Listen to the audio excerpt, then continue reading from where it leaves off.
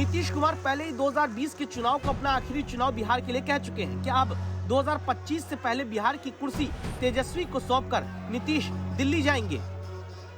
बड़ी मजबूती के साथ बिहार को ऊंचाइयों तक ले जाना है, बिहार के लोगों की तरक्की हो, इसको लेकर के हम और आदरणीय नीतीश कुमार जी मिल करके दिन रात मेहनत करके बिहार आगे बढ़े, इस दिशा में हम लोग काम करेंगे।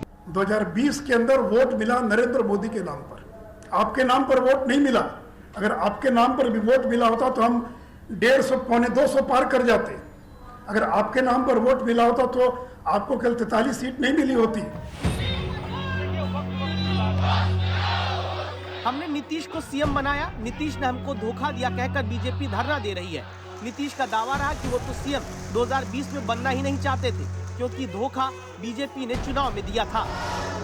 हम लोगों के लोगों ने उनको सपोर्ट किया और उनकी तरफ से जेडीयू को हराने ही की सब बात हो गई। सब पूछिए, हम तो तब तक कुछ नहीं, हम तो चाहते भी नहीं थे बनना, लेकिन हमको लोगों के मान लिया। अब लेकिन अब जो पार्टी के सब लोगों से बात होती रहती है, सबके मन में था नहीं, तब फिर हम लोग चले गए अपना पुरानी जगह पर। अब ठीक है।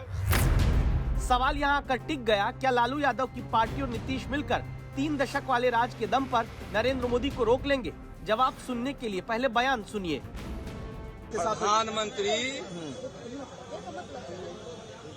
पद के लिए भारत और बिहार की जनता ने नरेंद्र मोदी जी को जिंदगी भर प्रधानमंत्री रहने का मन ही बना नहीं चुका है, आशीर्वाद भी दे चुका है।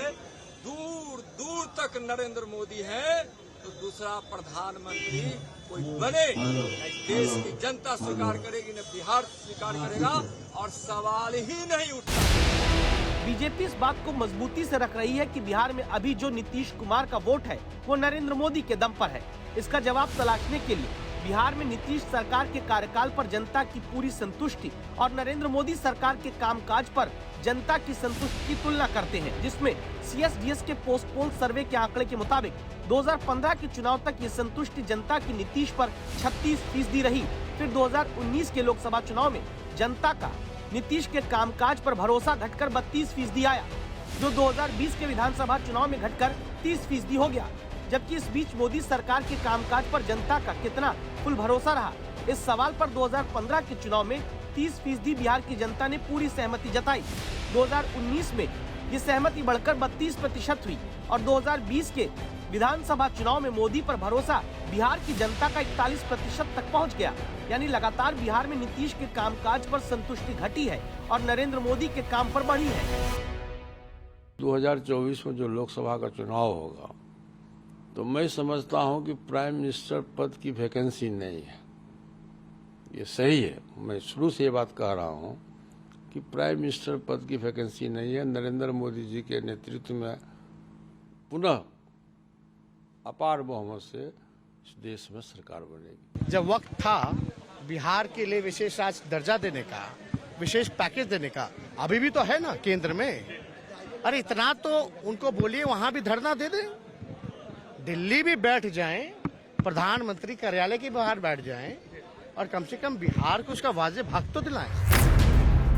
CSDS के पोस्टपोल सर्वे ने 2 साल पहले के विधानसभा चुनाव में यह भी बताया है कि नीतीश के कामकाज से नाखुश हर 10 वोटर में से 2 कम से कम ऐसे मतदाता होते थे जो मोदी सरकार के कामकाज से सकारात्मक रूप से प्रभावित रहे। दावा रहा कि इसीलिए नीतीश के खिलाफ एंटी इनकम्बेंसी नरेंद्र मोदी के नाम काम की वजह से डाइल्यूट हुई और सरकार बिहार में NDA की बनी।